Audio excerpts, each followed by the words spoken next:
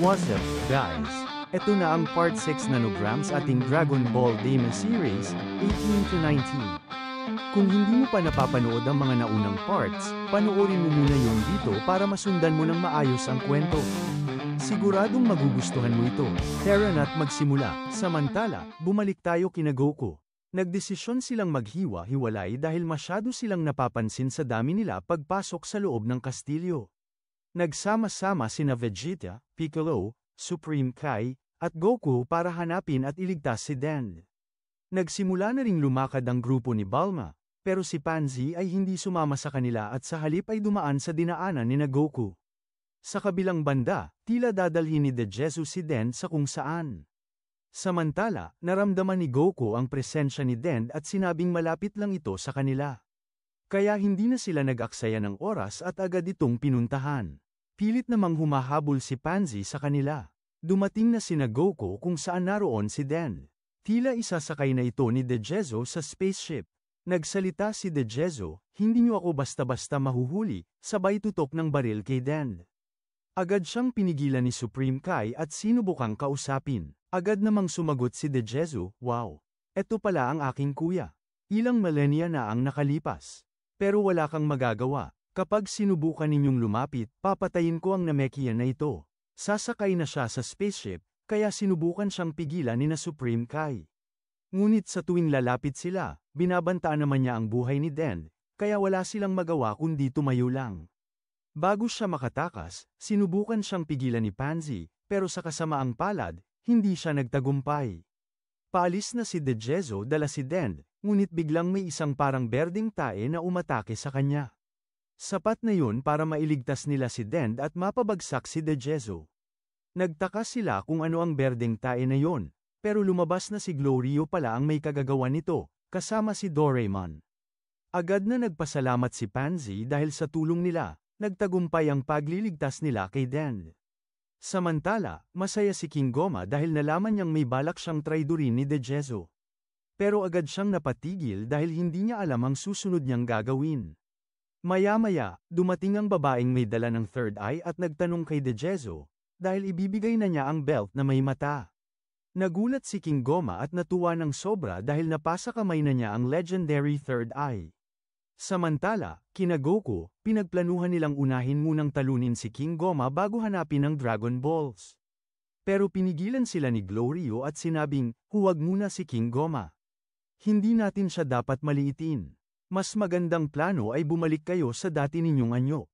Agad namang nagpunta sina Goku at napansin nilang mas malakas nga ang number 1. Kaya naman tinanong niya kung sino sa kanila ang lalaban.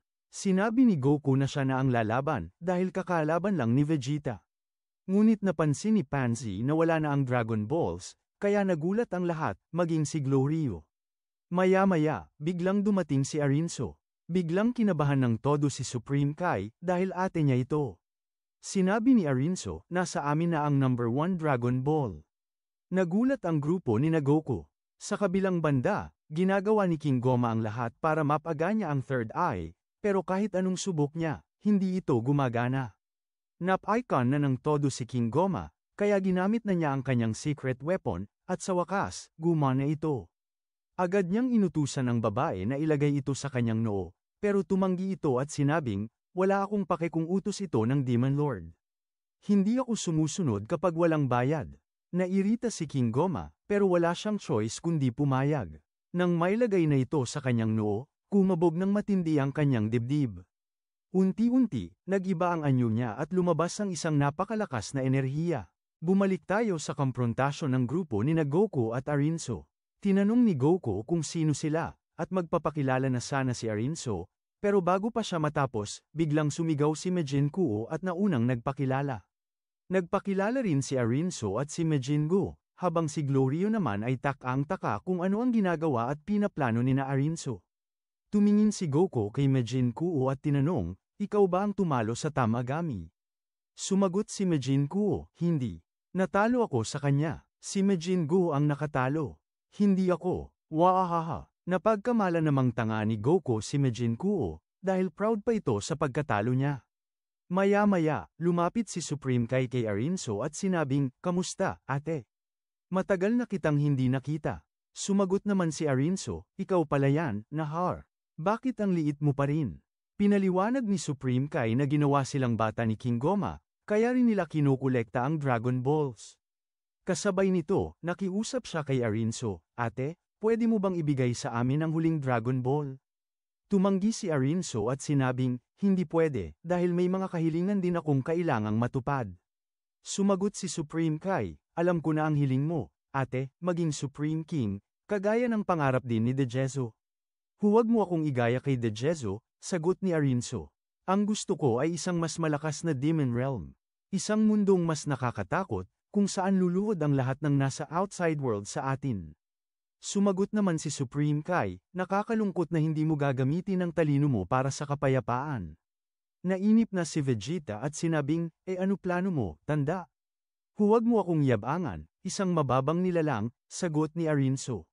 Dagdag pa niya, meron akong iaalok sa inyo, lalabanan ng Majin ko ang isa sa grupo ninyo, at ang mananalo ay magwawagi ng 3 Dragon Balls. Hindi na nag-isip pa si Goku at agad na pumayag, sabay sabing, okay. Magandang ideya yan. Tara, maglaban. Binalaan siya ni Piccolo, kampante sila, Goku. Mag-ingat ka, sumagot si Goku, huwag kang mag-alala. Akong bahala, pero agad namang tumanggi si Vegeta na si Goku ang lalaban, at sinabing magbato-bato pick sila para patas. Tumanggi si Goku at sinabing, ano ka ba? Ikaw na ang lumaban kay Tamagami kanina, hindi ba? Ibig sabihin, ako naman. Nagkaroon ng pagtatalo ang dalawa dahil pareho nilang gusto lumaban, kaya nap-icon na si Bulma at sinabing, magsalita na lang kayo. Hayaan mo na si Goku, Vegeta. Kagaya mo lang, kaya magpaubaya ka na. Wala nang nagawa si Vegeta sa asawa niya, kaya pumayag na lang siya. Kampanteng naglakad si Goku papunta sa laban. Tinawag na rin ni Arinso si Majin Buu. Nagharap ang dalawa at naghanda para umatake. Sumugod sila at tila patas lang ang laban. Ngunit hindi makatama si Majin Buu. Madaling nakakakontra ni Goku ang mga atake nito, pero kakaiba ang galaw ng kalaban. Dahil dito, nabigla si Goku at nahuli siya sa isang atake ni Majin Buu. Naiwasan pa rin ito ni Goku. Nakawala siya, pero kahit anong atake ang gawin niya, hindi tinatablan si Majin Buu. Sa kabilang banda, hindi rin siya tinatamaan ng kalaban. Dahil dito, nainip si Goku at agad na nag-Super Saiyan. Mabilis siyang umatake, ngunit tinanggap lang ni Majin Buu ang suntok niya, at parang wala lang. Matindi ang laban, halos match na match sila sa lakas. Ngunit biglang may isang malakas na enerhiyang sumabog. Si King Goma, sumali siya sa laban at inatake ang dalawa. Napatigil sina Goku at Majin Buu. Nagulat ang lahat, hindi makapaniwala sa bagong anyo ni King Goma. Kinabahan ng todo si Arinso. Nasa kamay na ni King Goma ang third eye. Maging si Neva ay natigilan. Nanginginig siya habang ipinaliliwanag ang kapangyarihan ng third eye. Ang sinumang gagamit nito ay bibiyayaan ng Katakot takot na kapangyarihan. Napansin naman ni Bulma na kahawig ito ng sinturon ni Doraemon. Agad niyang tinanong kung nasaan ito. Maya-maya, isang nakakatakot na enerhiya ang lumabas mula kay King Goma. Gumawa siya ng isang napakalaking entablado para sa kanilang labanan. Napaka-arogante mo, sigaw ni Vegeta, sabay sugod kay King Goma. Ngunit walang kahirap-hirap itong sinalo ng halimaw. Nagpatuloy ang laban. Kahit anong gawin ni Vegeta, walang epekto ang kanyang mga suntok at sipa. Dahil dito, napilitan siyang mag-Super Saiyan. Muling umatake si Vegeta, pero parang kagat lang ng langgam para kay King Goma ang kanyang atake. Sa isang iglap, tinalo siya ng halimaw. Vegeta, sigaw ni Bulma. Dahil dito, agad na inaya ni Goku ang kanyang mga kasama upang sabay-sabay nilang labanan si King Goma. Nagulat si Bulma sa naging desisyon ni Goku. Hindi ito humihingi ng tulong kapag may malakas na kalaban. Pero ngayon, nagkaisa ang lahat, sabay-sabay nilang inatake si King Goma. Ngunit kahit anong gawin nila, walang epekto. Nabigla ang lahat sa nakakatakot na lakas na tinataglay ni King Goma. Dahil dito, hindi na nakapagpigil si Bulma at lumapit kay Arinso. Malalakas sila, hindi ba? Sigaw niya, bakit hindi kayo tumulong? Nanatiling natulala si Arinso. Kinakabahan siya, nagmumuni-muni habang pinanunood ang hirap na grupo ni Goku.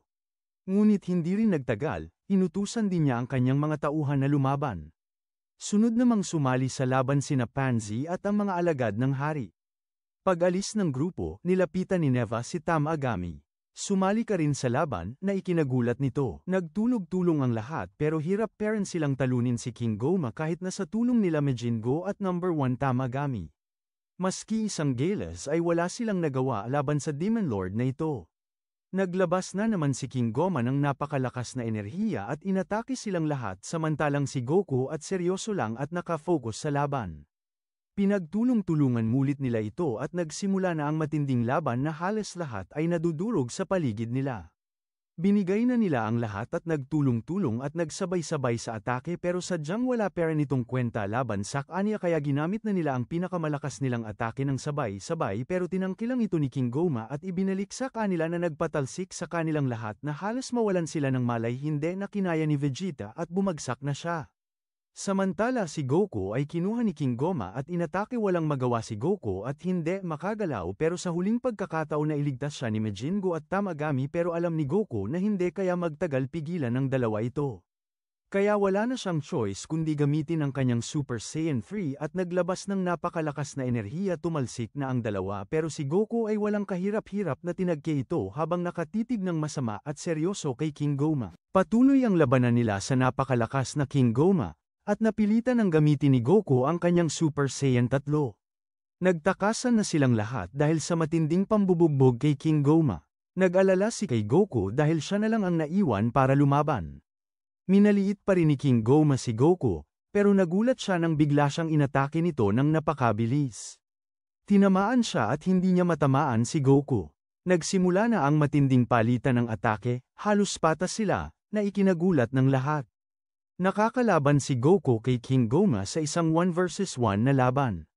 Pero hindi nagtagal, sumama na rin sa laban sina Majinbo at Tamag-Amos upang matulungan si Goku. Sa kasamaang palad, wala silang nagawa at madali silang pinabagsak. Maya-maya, naghagis si Majin-Buu ng isang chocolate cookie kay Majin-Buu sabay sigaw. Ngayon, kaya mo nang mag-power up. Nagtaka si Arinso sa ginawa niya, pero gumana nga ang naisip ni Majin-Buu. Pinanood niya si Goku na mag-power up at ginaya ito. Sabay nilang inatake at nilabanan si King Goma, at sa wakas, umepekto na rin ang kanilang mga atake. Pero noong ginaganahan na si Majin-Buu, bigla siyang nanghina, naubos na pala ang chocolate cookies sa tiyan niya. Naiwan na lang si Goku at Tamag-Amos upang labanan si King Goma. Hirap na hirap si King Goma, pero biglang nag-activate ang kanyang third eye, tila nag-power up din siya ng napakalakas, at inatake silang lahat. Madali niyang pinatalsik ang dalawa, na nagpaalala sa lahat kung gaano siya kalakas. Sabay-sabay niyang binugbog si Goku hanggang halos hindi na ito makatayo. Gusto nilang tulungan si Goku, pero wala na silang lakas para gawin ito. Biglang naglabas si King Goma ng napakalakas na enerhiya at inihagis ito sa walang laban na si Goku. Habang paatek siya, biglang lumapit si Neva kay Goku at may inilagay na kakaibang enerhiya sa kanya. Biglang nagising ang nakatagong lakas ni Goku. Naglabas siya ng nakakatakot na enerhiya na halos sakupin ang buong lugar. Tila nagkaroon siya ng buntot at naging kalahating unggoy. Maging si King Goma at ang iba pang kasama nila ay nagulat sa kakaibang enerhiyang inilalabas ni Goku. Binato ni King Goma ang kanyang pinakamalakas na atake, pero walang kahirap-hirap itong sinalo ni Goku at ibinalik sa kanya. Naiwasan ito ni King Goma, pero nagulat siya sa sobrang lakas ng enerhiyang inilalabas ni Goku. Maging ang kanyang mga kasama ay hindi makapaniwala sa kanilang nakikita. Nagtaka si Goku sa kanyang bagong anyo, habang si Neva ay napangiti lang. Nagsimula na ang laban, at kahit sa power-up ni Goku, pantay pa rin ang laban, hindi ito naging madali. Gayunpaman, nagulat pa rin si King Goma sa lakas ni Goku at sobrang nahirapan siya. Pero kung lumalakas si Goku, ganoon din si King Goma, dahil nag-activate na naman ang third eye niya. Nagpalitan sila ng kanilang pinakamalalakas na atake, ngunit naiwasan ito ni Goku at nakasulit ng isang napakalakas na suntok kay King Goma. Inakala niyang sapat na ito, pero laking gulat niya nang nakatayo pa rin si King Goma na parang walang nangyari. Dahil dito, nag-alala si Glorio at pinilit na tumulong, ganoon din sina Majin-Buu. Sumunod na rin sina Piccolo at Supreme Kai, ngunit si Vegeta ay hirap na hirap pa rin at hindi makagalaw, dahil dito, inis na inis siya. Muling nagsimula ang matinding laban. Sa pagkakataong ito, hindi na nag-iisa si Goku, tumulong na ang kanyang mga kasama. Sabay-sabay nilang inatake si King Goma, ngunit wala pa rin itong epekto. Madali silang pinatalsik, ngunit si Goku lang talaga ang nakakalaban kay King Goma ng patas. Binugbog ni Goku si King Goma, pero parang wala pa ring epekto ito, dahil agad siyang bumalik sa laban. Bigla siyang napatigil nang maramdaman niya ang kakaibang enerhiyang inilalabas ni Goku. Samantala, hirap na si Glorio sa pagtayo, pero sobrang na-inspire siya kay Goku kaya pinilit pa rin niyang ibigay ang lahat para makalaban at makatulong. Sabay nilang inatake ni Piccolo si King Goma, ibinigay nila ang kanilang buong lakas sa pagsalakay. Pero walang kahirap-hirap itong pinigilan ni King Goma at muli silang pinatalsik. Ang hindi niya alam, nakahanda na si Goku sa kanyang ultimate attack. Bago niya ito mabitawan, biglang umatake ng napakabilis si King Goma at napuruhan si Goku. Bago pa niya mailabas ang atake, nawalan siya ng malay, kinabahan ang lahat. Pero laking gulat nila nang biglang sumigaw si Goku. Ha! Napakalakas ng atake ni Goku, napatalsik niya si King Goma. Halos humandusay ang lahat sa pagod at sakit ng katawan matapos ang matinding laban.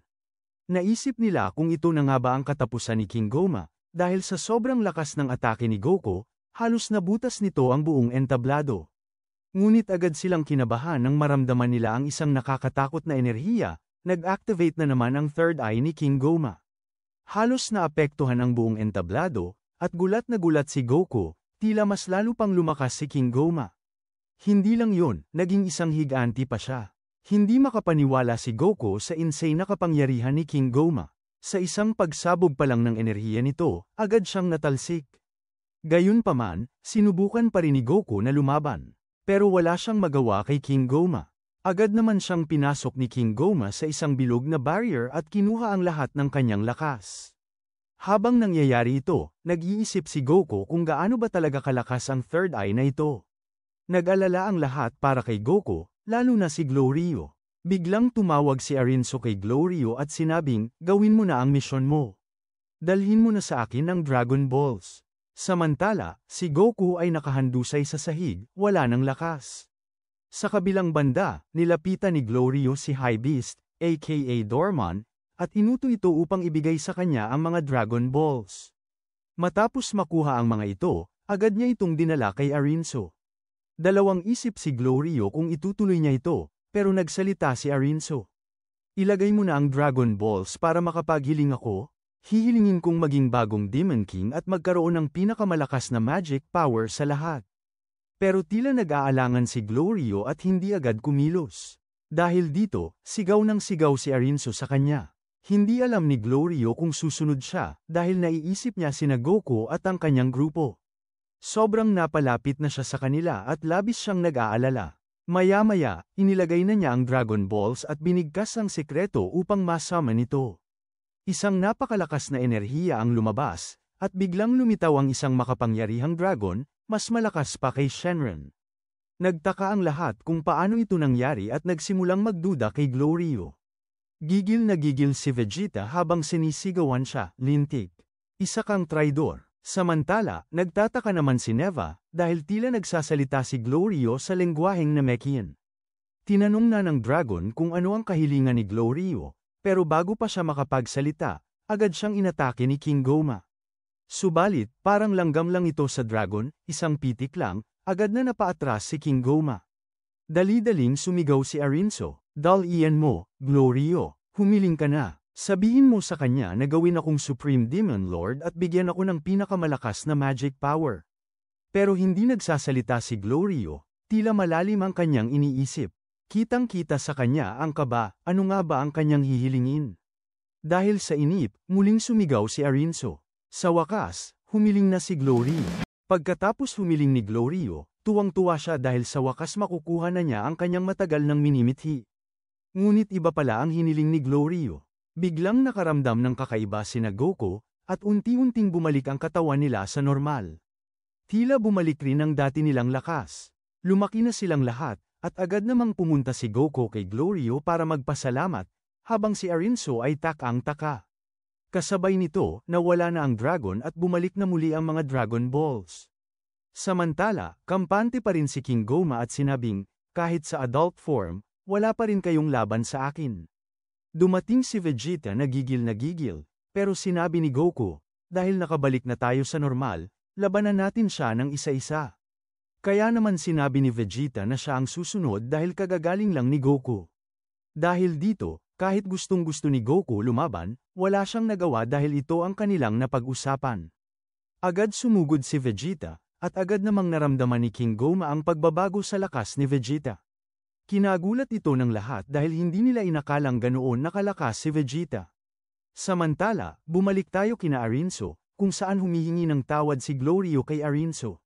Sabay sabi ni Arinso, nakalimutan mo na ba ang ginawa kong mga kabutihan sa iyo at pagliligtas?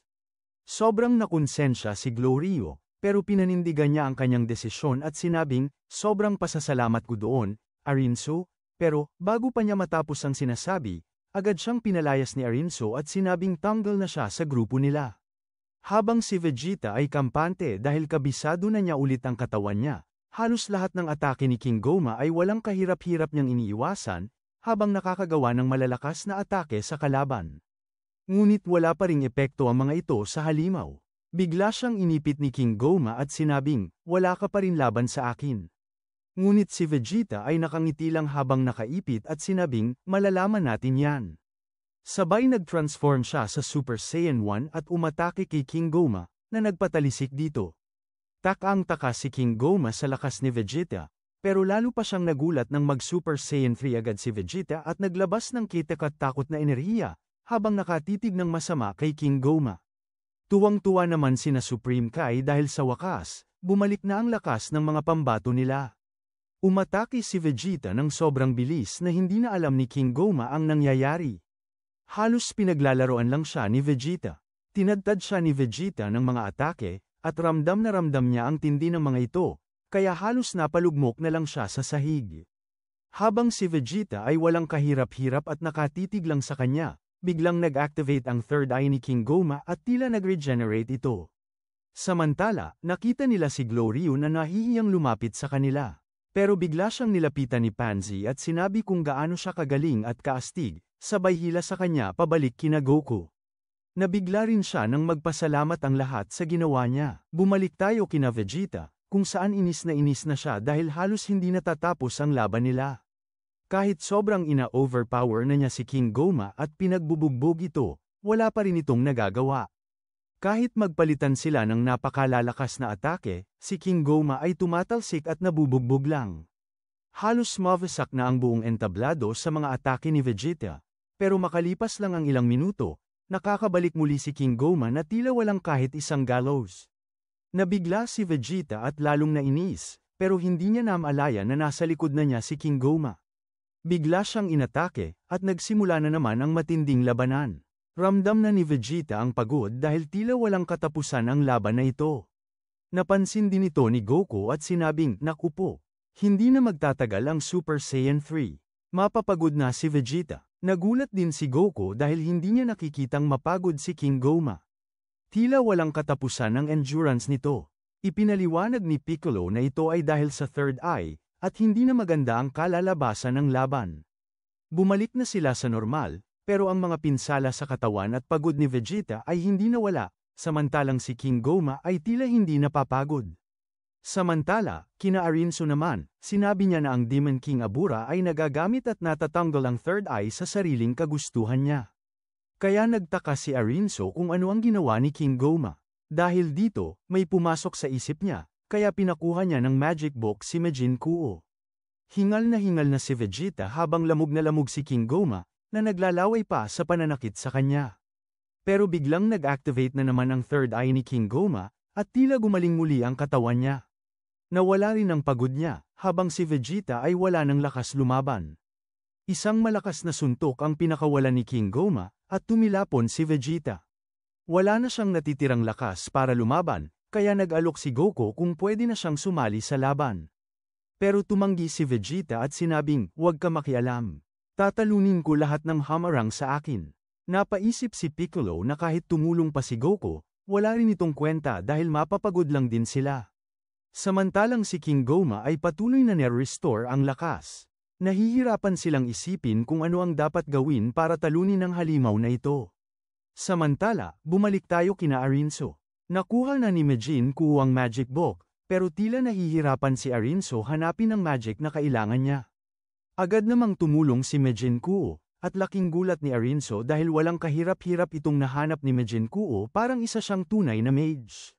Maya-maya, nagpunta sila sa grupo ni Goku at sinabi ang kahinaan ng third eye.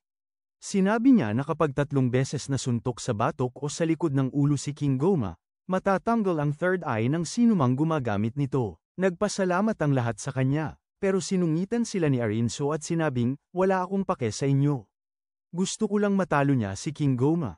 Tinanong ni Piccolo kung paano nila gagawin ito. Duda rin si Goku kung magagawa ito ni Vegeta dahil pagod na siya. Kaya sinabi ni Goku, pagod na rin ako, pero mas may stamina pa ako ngayon kaysa kay Vegeta.